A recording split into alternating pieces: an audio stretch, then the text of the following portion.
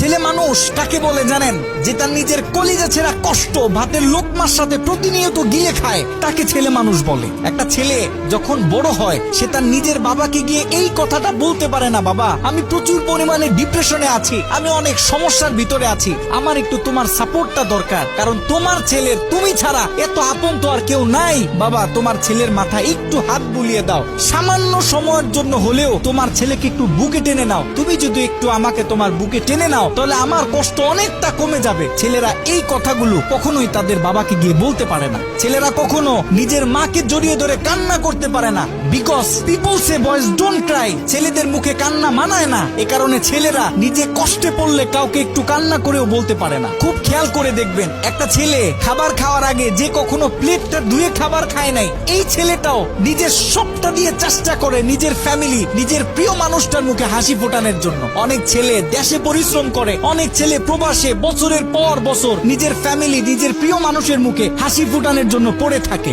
দিন শেষে ছেলেদের মুখে হাসি ফোটানোর মতো কাউকে পাওয়া যায় না। আমি মনে করি boys are the best actor in the world. এই পৃথিবীতে ছেলেরা হচ্ছে সব থেকে বড় অভিনেতা, কারণ ছেলেরা নিজেদের বুকে হাজারো লক্ষ কষ্ট পুঁতে রেখেও মুখে হাসি নিয়ে চলে, কারণ সে জানে আজকে আমি যদি ভেঙে পড়ি তাহলে আমার পুরো ফ্যামিলিটা অস্তিত্বহীন হয়ে যাবে।